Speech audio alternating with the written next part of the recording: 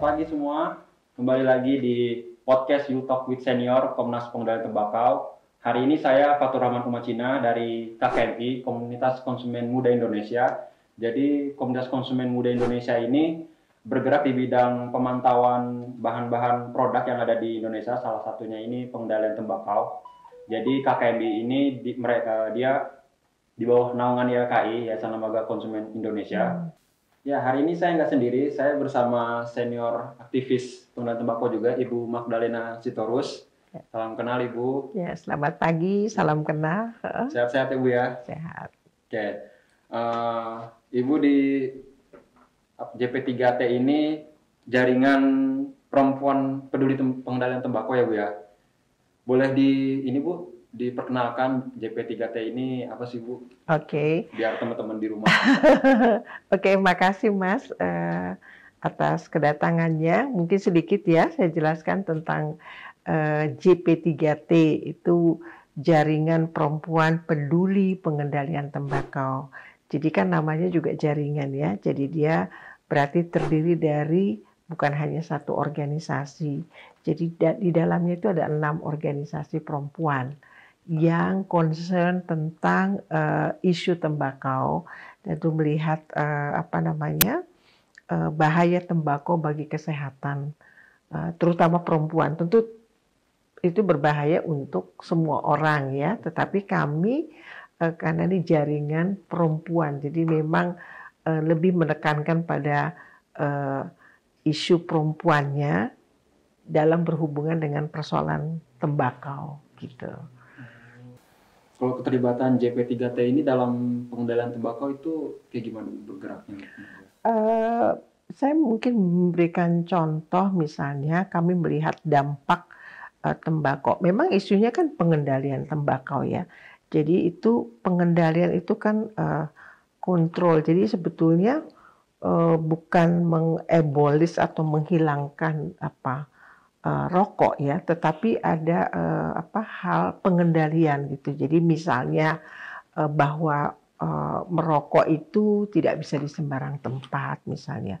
Kalau untuk anak misalnya penjualan rokok itu dilarang misalnya buat anak. Tentu ada mekanismenya kan ya.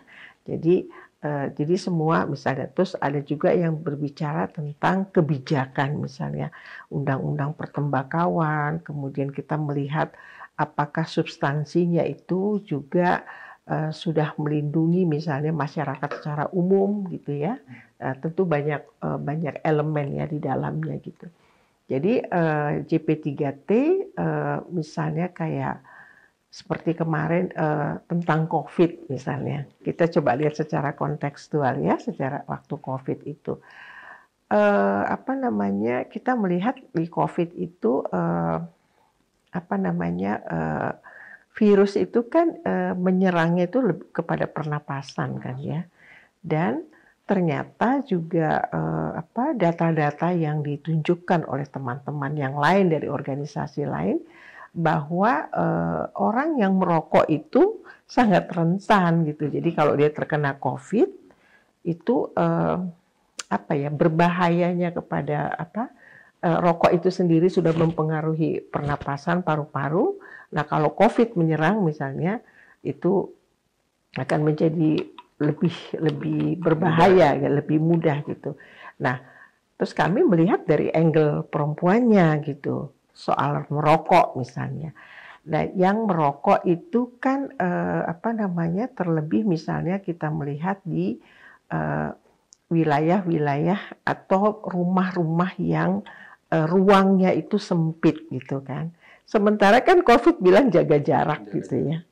Tapi mau jaga jarak gimana? Kalau rumah misalnya kita lihat rumah kontrakan gitu. Masih Berempet ya, rumah gitu. Ditambah lagi bahwa data menunjukkan bahwa perokok itu berada pada stratifikasi sosial menengah ke bawah. Jadi lebih memiskinkan lagi gitu. Kalau kita lihat data juga dari UI misalnya, uang keluarga itu digunakan itu menjadi rokok itu menjadi kebutuhan primer ketimbang kebutuhan yang primer beneran, misalnya pemenuhan gizi buat anak-anak gitu. Nah, kemudian kita juga melihat misalnya industri rokok juga targetnya itu pada kelompok rentan, anak-anak misalnya. Usia pemula perokok itu semakin muda gitu. Kalau orang belum merokok ya SMA gitu. Sekarang anak belum sekolah juga ada yang merokok. SD, SMP aja sudah SMP merokok. Nah, itu yang selain anak-anak juga perempuan. Industri rokok itu bagaimana untuk menarik perhatian perempuan, juga misalnya mengemas rokoknya itu pink dan segala macam ya supaya menarik. Nah, angka perokok untuk perempuan juga naik gitu ya. Nah, itu yang kita lihat gitu bahwa kalau dari aspek perempuan, perokok apalagi juga kalau dikaitkan dengan kesehatan reproduksi itu berbahaya gitu ya. Jadi ada yang juga apa sih hubungannya gitu ya. Perokok itu misalnya makanya dibilang kalau perempuan hamil ya jangan merokok gitu ya. Karena dia berbahaya juga buat janinnya misalnya. Nah, itu yang JP3 lihat gitu. Jadi dia lihat dari angle perempuannya gitu. Jadi pengalaman advokasi ini Bu, kita masuk ke advokasi, pengalaman advokasi perempuan-perempuan yang terjaring dalam JP3T ini Bu. Kita juga ada dengan Puan Muda, misalnya sebetulnya juga mengajak para perempuan muda gitu ya. Dulu kan pernah juga saya lupa itu ya tahun berapa itu ke istana ya, sempat juga tuh Puan Muda berondongin siapa Presiden Jokowi gitu ya untuk supaya juga ini persoalan rokok itu juga menjadi perhatian gitu. Kemudian kita juga FCTC-nya juga belum disahkan ya gitu. Nah, seperti itu. Tapi mungkin menunggu itu kan kalau FCTC diratifikasi itu kan harus melalui DPR. Mungkin perjalanannya panjang, belum tentu juga perspektifnya atau DPR juga berpihak kepada ini gitu ya. Jangan-jangan juga keberpihakan kepada industri rokoknya lebih besar gitu kan. Nah, itu kan juga JP3T misalnya melakukan juga misalnya alat-alat kampanye gitu ya. Jadi kita membuat film-film rekaman kecil, media campaign gitu ya. Nah, itu yang sebetulnya yang kemarin sedang proses bagaimana bekerja sama dengan Kemensos gitu. Itu sedang proses. Jadi kita punya bahannya gitu. Jadi misalnya bagaimana nih isu rokok itu semakin tersosialisasi, apakah itu bisa ditayangkan di kereta, di mana gitu, semakin banyak gitu ya. Jadi tidak hanya media televisi, tetapi juga di komunitas-komunitas misalnya. Itu sedang kami mulai sih gitu ya. Menurut Ibu Magdalena nih, seberapa pentingnya sih perempuan untuk bersuara untuk pengendalian tembakau? Perempuan itu kan ruang untuk bersuaranya tidak sebesar laki-laki. Nah, saya pikir ini harus kerjasama tentunya. Jadi bukan untuk ini bagian perempuan, ini laki-laki. Kalau saya lihat itu laki-laki dan perempuan harus bersama-sama. Tetapi ruang itu harus dibuka secara setara gitu ya. Persoalan rokok ini emergency gitu loh. Maksudnya kalau kita lihat kok angka naik, nanti ke depannya gimana nih gitu kalau anak-anak umur belum sekolah saja sudah merokok. Pasti ada kesehatan yang tidak kelihatan sekarang tentunya, tetapi itu berproses gitu ya. Lalu kesejahteraan yang uang yang dipakai hanya untuk rokok misalnya. Nah, ini harus dilihat menjadi persoalan bersama gitu. Misalnya Jakarta sudah ada perdanya. Tapi kan pelaksanaan dari perdanya kan dulu. Jadi misalnya kalau kita ke restoran, ya sudah ada sih restoran yang di sana yang merokok gitu ya. Di sini yang enggak gitu. Tapi ada juga yang belum gitu. Saya pernah gitu restoran, saya lihat si bapak di sana merokok, saya di sini minum. Ya saya samperin orangnya. Samperin Iya, ya. Pak, saya nggak tahan loh, saya ini bapak ngerokok di sini. Loh, apa nggak ada larangan gitu? Di ruangan itu nggak ada larangan. Nggak ada lah. Saya bilang mana manajernya? Saya panggil. Loh ini, lalu dia mulai berdalih. Oh ini Bu, sebetulnya ruangan ini ada filter apa? Filter apa Pak? Gue bilang gitu. Apa ada udah tahu ada perda ininya nggak gitu gitu. Oh iya iya gitu. Akhirnya si bapak itu disuruh agak pindah jauh. Saya bilang kalian harus buat space buat rokok gitu kan ya. Oke.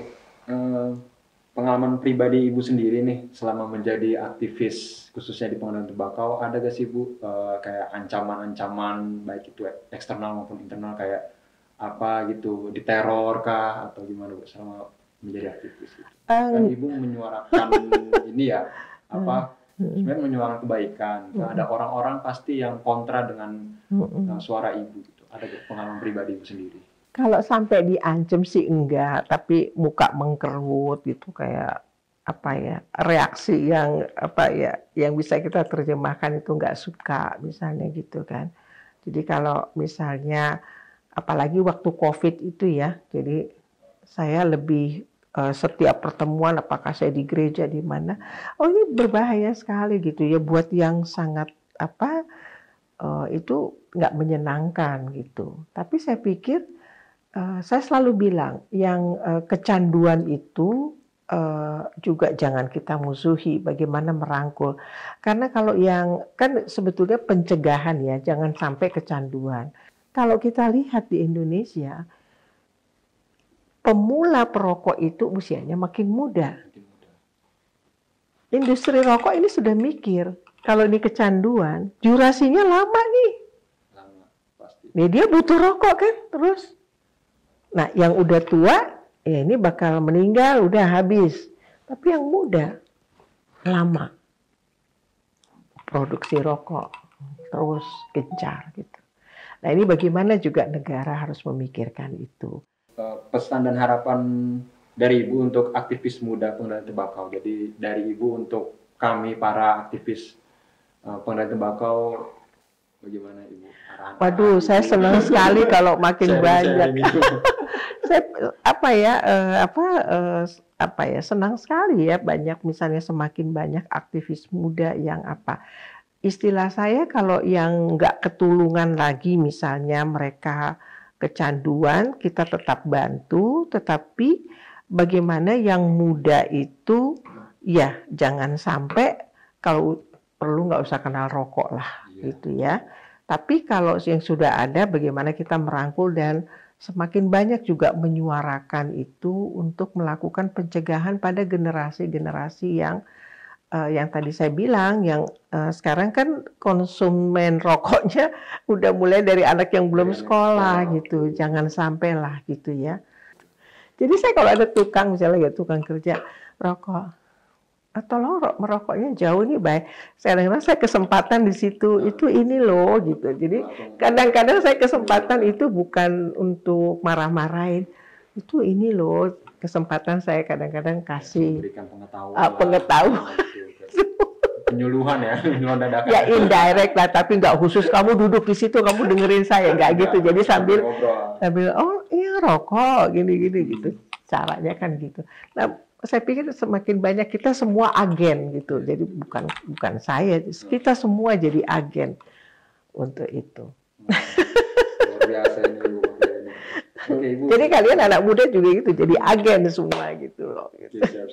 Jadi Ibu closing statement dari Ibu untuk teman-teman di rumah tentang rokok ini, kayak jauhi rokok atau gimana bisa di.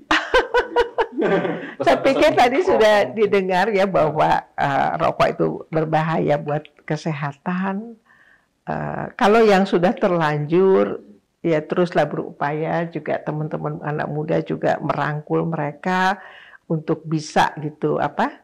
Kalau mereka jatuh bangun gitu, ya apalah terus di backup gitu ya. Nah yang belum jangan sampai lah gitu ya. Selamatkanlah keluarga. juga perempuan, terutama juga anak kecil, perempuan hamil juga harus menjaga kesehatan anak yang dikandung seperti itu. Dan tentunya kita harus sama-sama juga mengadvokasi negara karena negara harus melindungi warganya. Itu yang paling penting juga. Negara sebagai payungnya dia harus punya kebijakan, strategi gitu ya. Karena waktu itu sudah masuk juga di apa ya, Bappenas ya ini ya soal rokok ini. Itu harus terus kita dorong gitu loh. Kita harus bantulah pemerintah gitu loh. Sudah banyak juga yang dilakukan tapi masih harus lebih banyak lagi gitu. Oke, teman-teman, sudah selesai acara hari ini. Sudah cukup banyak pengetahuan yang bisa kita dapat dari Ibu Magdalena ya tentang pengendalian tembakau, bahaya merokok itu sendiri, dampaknya dari kesehatan terus ke ekonomi juga gitu. Oke, sekian dari saya, Fatur Rahman Umacina dari KKNI dan Ibu Magdalena dari JP3T. Kurang lebihnya mohon maaf Ibu, izin kalau ada salah-salah kata, baik itu Iya, sama-sama mudah-mudahan bermanfaat ya. Makasih. Oke, sampai bertemu di You Talk with Senior selanjutnya dari Komnas PT. Sampai jumpa.